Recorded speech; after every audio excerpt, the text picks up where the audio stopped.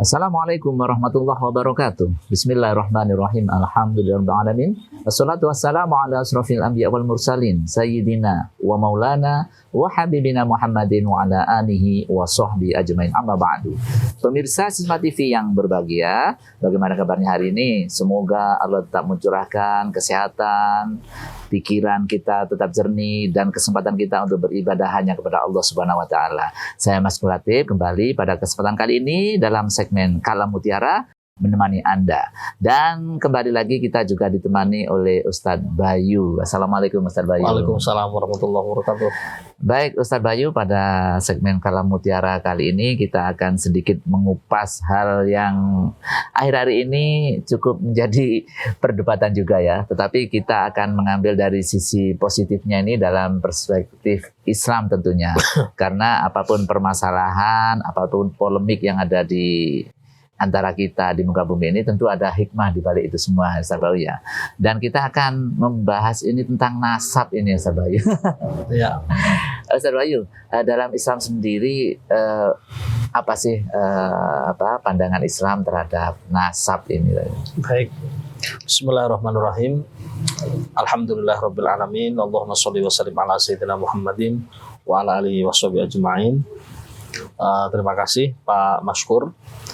Pertanyaan yang disampaikan dan tema yang diangkat kali ini cukup menarik ya. Sedang banyak diperbincangkan di media-media sosial, dan memang kiranya umat Islam khususnya kita di kalangan pendidikan perlu menanggapi permasalahan dengan bijak, yaitu mengenai nasab. Sebenarnya nasab itu kalau dalam Islam itu menempati suatu posisi yang sangat penting sekali.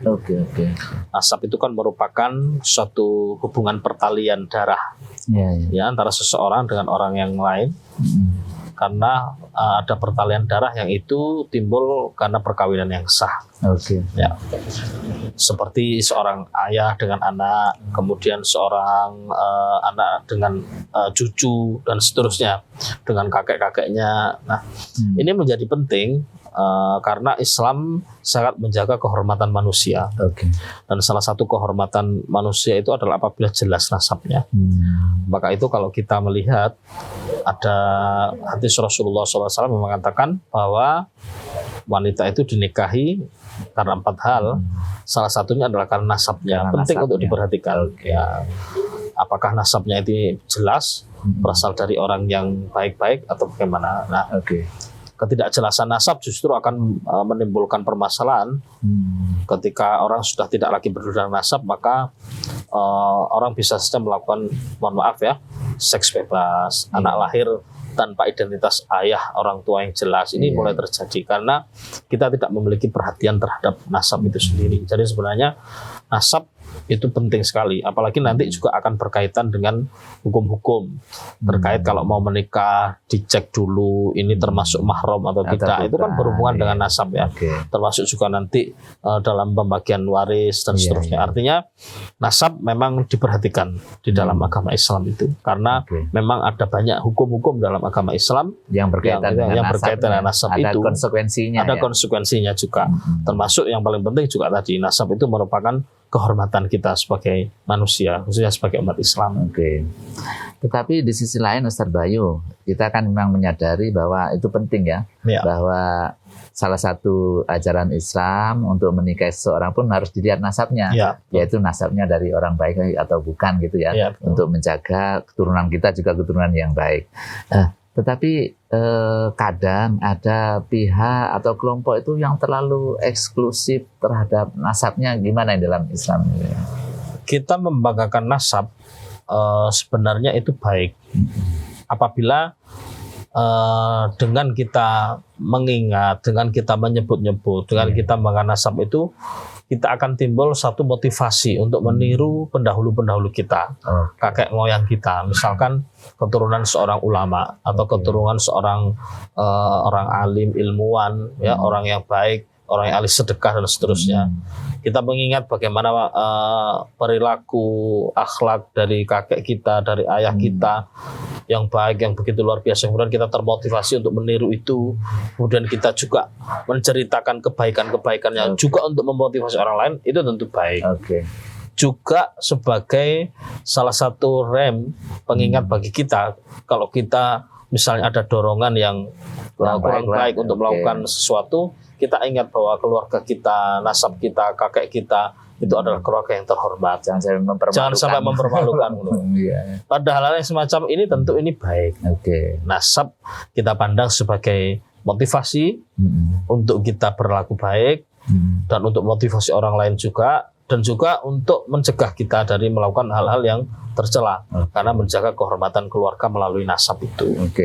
Akan tetapi kalau nasab itu sudah ranahnya membanggakan karena untuk kesombongan, nah ini yang dilarang. Masalah ini yang jadi masalah. Mungkin dilarang juga oleh agama ya. Ya dilarang bukan karena nasabnya itu, karena nasab kan jelas itu takdir Allah ya. Tetapi membanggakan nasab sampai dengan meremehkan orang lain, menyombongkan nasab sampai dengan meremehkan orang lain, ini jelas perbuatan yang tercela, yang tidak baik. Ya, merasa diri lebih baik karena nasab itu tidak diajarkan oleh Islam, karena kita tahu bahwa inna akramakum indallahi atqakum. Islam jelas mengajarkan kepada kita kemuliaan seseorang itu bergantung derajat takwa. Jadi kalau orang itu terlalu eksklusif dia mengangkat urusan nasab untuk menunjukkan kemuliaannya, ini kurang tepat, karena Islam sendiri memandang kemuliaan tidak pada nasab, tetapi pada dari manapun asalnya, nasabnya siapa pun punya potensi untuk bertakwa juga ya. Apalagi kita juga melihat di ayat yang lain, yarfa'illahu alladhina amanu minkum walladhina utul ilma darajat. Yang diangkat derajatnya itu adalah satu orang beriman dan kedua orang yang memiliki ilmu. Tidak termasuk di situ orang yang memiliki nasab. Artinya nasabnya seperti apapun mempunyai potensi. Gitu. Kalau seandainya hanya nasab tertentu saja kan berarti Allah tidak adil. Berarti pilih kasih ya. Maka itu ini indahnya Islam. Artinya memang nasab itu boleh kita banggakan dalam rangka untuk memotivasi kita untuk melakukan kebaikan atau mencegah melakukan keburukan. Tapi untuk menyombongkan diri tidak. Apalagi untuk merasa diri paling baik juga tidak.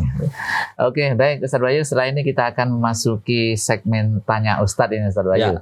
Dari Sekolah Islam Syariah Malang, mungkin sisa-sisinya ada beberapa pertanyaan yang akan kita simak berikut ini. Siap.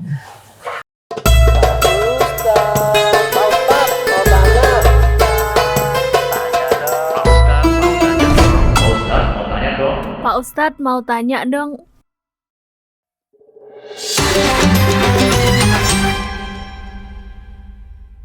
Baik pemirsa Sisma TV yang berbahagia, kembali lagi bersama saya dalam Kalam Mutiara hari ini. Dan sekarang ini sangat spesial nih Ustaz Bayu ya. Kita ada di salah satu kafe yang ada di Kota Malang, yaitu Nyore Cafe. Dan Nyore Cafe ini merupakan kebanggaan sendiri bagi kami di Sekolah Islam Syariah Malang, karena yang ownernya, pemiliknya ini adalah alumni dari SD Islam Syariah Malang. Dan Nyore Cafe ini berada di Jalan Akordion Utara D3, Lowokwaru, Malang ya. Bagi pemirsa Sisma TV yang mau bersantai-santai ketika sore sampai menjelang malam gitu ya, bisa menikmati tempat ini sambil ngopi dan juga sambil bekerja juga ya. Seperti kami di sini. Kita melanjutkan ini Ustaz Bayu. Tadi ada pertanyaan Ustaz Bayu yang mempertanyakan, apa benar nasab seseorang menentukan nasib seseorang Ustaz Bayu? Ada pepatah Arab mengatakan laisal fata ayyakula hadza abi, innal fata ayyakula ha anaka. Bukanlah seorang pemuda atau pemudi yang baik kalau dia suka mengatakan ini ayahku gitu. Tapi pemuda yang baik itu yang mengatakan ha anada, inilah saya gitu. Jadi orang itu tidak ditentukan nasibnya itu berdasarkan ayahnya siapa atau kakeknya siapa, tapi dia ditentukan oleh mujahadah, ikhtiarnya sendiri. Bagaimana dia itu belajar, bagaimana dia itu berjuang, bagaimana itu dia berperilaku, itu yang akan mempengaruhinya, bukan orang lain. Ada permisalan yang bagus sekali dari seorang kiai, kalau ayah kita makan, apa kita ikut kenyang? Kan tidak ya? Ayah kita makan, ya ayah kita yang kenyang. Kalau kita mau kenyang juga, ya kita makan. Oke. Ayah kita nasibnya baik, dikenal masyarakat mungkin sebagai seorang tokoh yang baik. Apakah kita lantas kemudian menjadi baik? Ya kalau kita mencontoh, iya. Tapi kalau kita hanya sekedar membanggakan, ya tanpa mencontoh, tanpa berusaha tentunya. Tanpa berusaha, tanpa meniru, gitu ya. Ada perkataan Hadratus Syekh Ki Abdul Karim, pendiri Pondok Pesantren Lirboyo.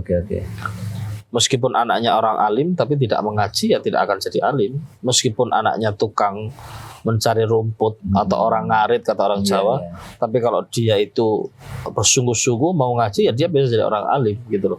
Inilah salah satu keindahan di dalam agama Islam ya. Jadi nasab tidak menentukan nasib seseorang kalau kita tidak mau mengikuti jejak langkah kebaikan yang dilakukan oleh para pendahulu kita. Gitu.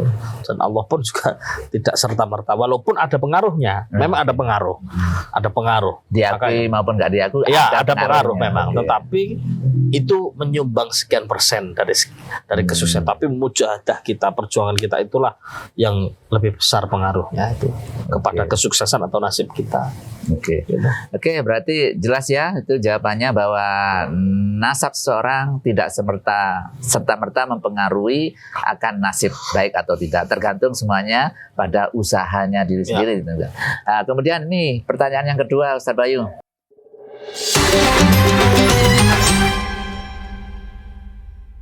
Nah, ini pertanyaannya ini juga sangat sensitif ini, Ustaz Bayu ya. Apakah dzurriyyah Nabi Muhammad itu serta-merta masuk surga? Kalau kita baca di Al-Quran, biasanya kita baca juga di tahlil ayat itu.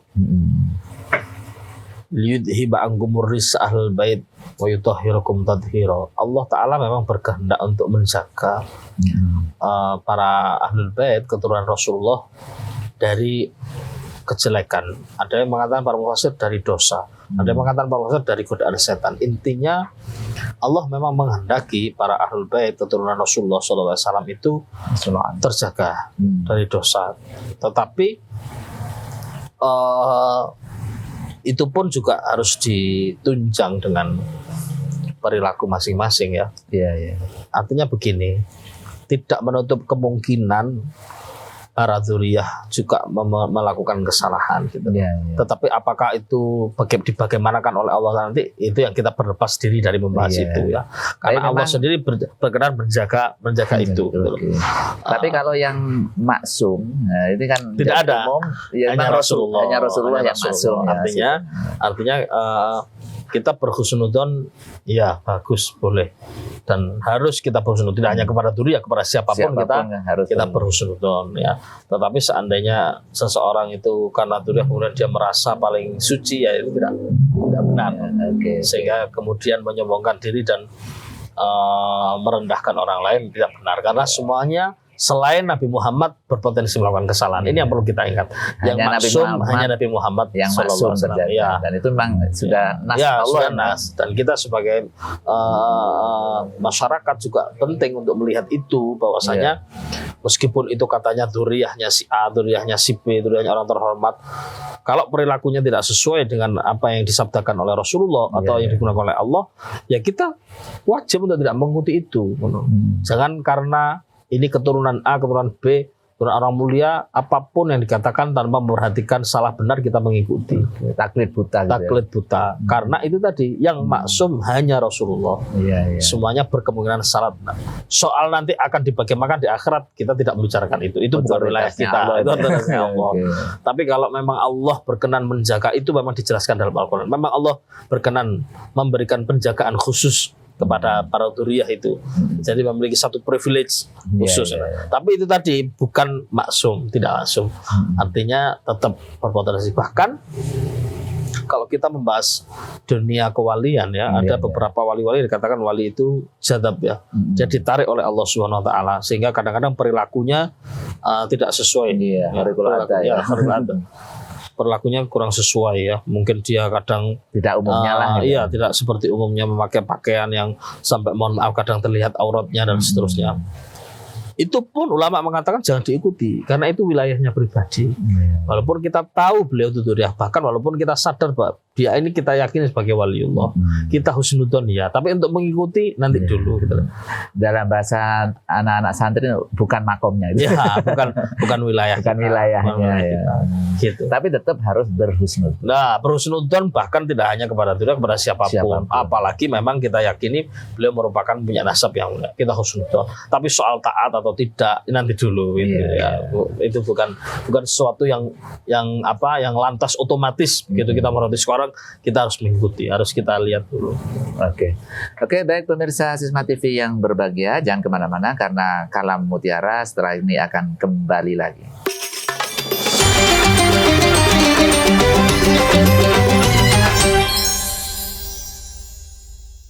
Baik pemirsa Sisma TV yang berbahagia, kembali lagi bersama Kalam Mutiara. Edisi kali ini kita ada di Nyuri Cafe nih. Luar biasa ya. Makanan dan minumannya cukup mantap dan bisa dicoba oleh pemirsa di rumah. Jangan lupa Nyuri Cafe yang berada di Jalan Akordion Utara D3 ya, ada di Laukwaru.